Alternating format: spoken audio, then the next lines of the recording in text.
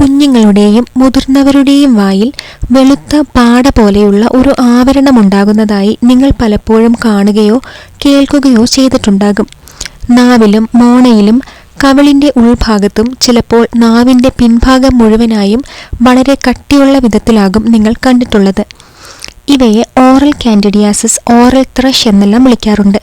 ഇത് ശരിക്കും എന്താണ് എന്നും ഇവയ്ക്കുള്ള കാരണങ്ങളും ചികിത്സകളുമെല്ലാമാണ് ഈ വീഡിയോയിൽ കാണാൻ കഴിയുന്നത്. ഞാൻ ഡോക്ടർ സാറ, ഡെന്റൽ സർജനാണ്. Welcome to my channel. ചില വസ്തുക്കളിൽ പലപ്പോഴും പൂപ്പൽ കാണാറുണ്ടെങ്കിലും വായിൽ പൂപ്പൽ വരുന്നത് അപൂർവമായൊരു കാര്യമല്ല. പൂപ്പൽ ഉണ്ടാക്കുന്നത് കാൻഡിഡ എന്ന വിഭാഗത്തിൽപ്പെട്ട ഫംഗസുകളാണ്. ഇത് സാധാരണഗതിയിൽ തന്നെ വായിലുള്ളതാണ്. ശരീരത്തിലെ പ്രതിരോധശേഷി കുറയുമ്പോഴും നിപ്പിൾ ഉപയോഗിച്ച് കുപ്പിപ്പാൽ കുടിക്കുമ്പോഴും മാത്രമാണ് ഇത് ശിശുക്കളിൽ സർവ്വസാധാരണമായി കണ്ടുവരുന്നത്. നവജാത ശിശുക്കളിൽ മറ്റുള്ളവരെ അപേക്ഷിച്ച് ഇത് വളരെ കൂടുതലാണ്.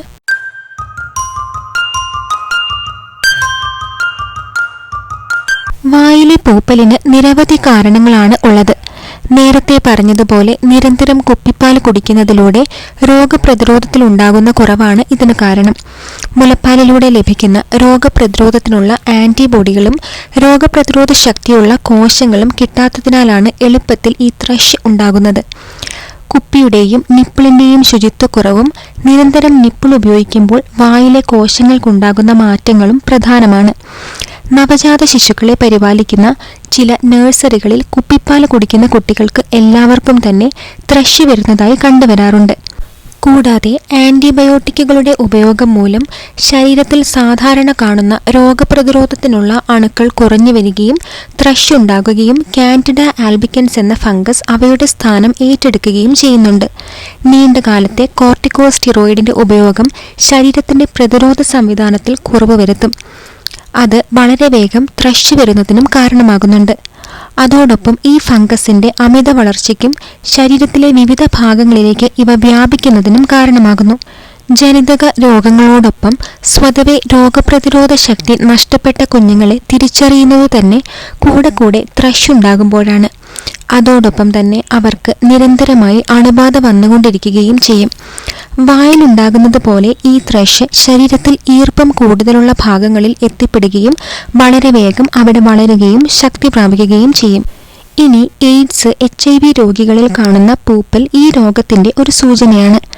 ഇവരുടെ രോഗപ്രതിരോധം ഏറെക്കുറെ മുഴുവനായും തകർന്നിരിക്കുകയായിരിക്കും.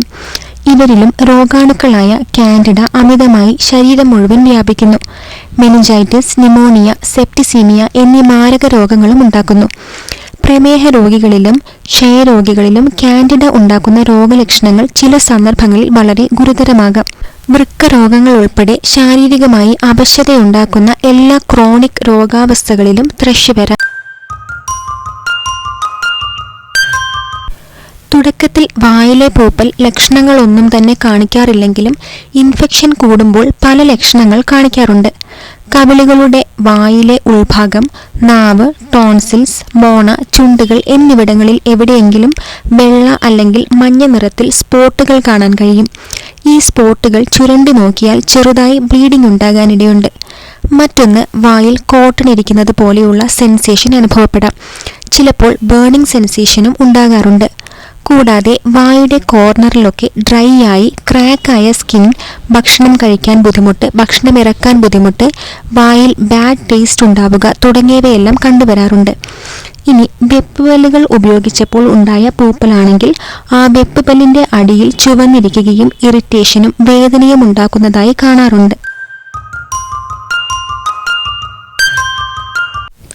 കാൻഡിഡ ഫംഗസിനെ കണ്ടെത്തുന്നതിനായി പൂപ്പലിന്റെ ഒരു ഭാഗമെടുത്ത് ലാബിൽ പരിശോധനയ്ക്ക് വിധേയമാക്കേണ്ടതുണ്ട്.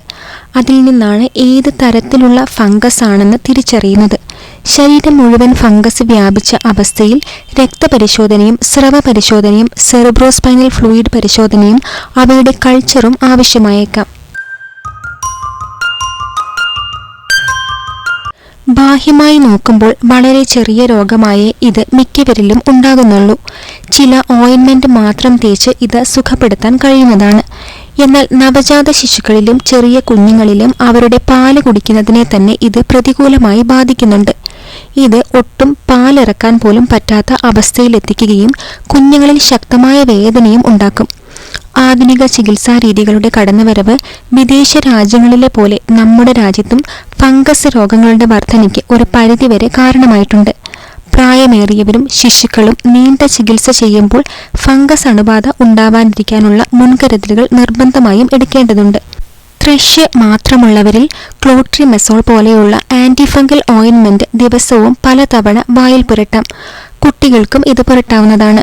മുലയൂട്ടുന്ന അമ്മമാരാണെങ്കിൽ ഈ ഓയിൻമെന്റ് ബ്രസ്റ്റിലും പുരട്ടണം.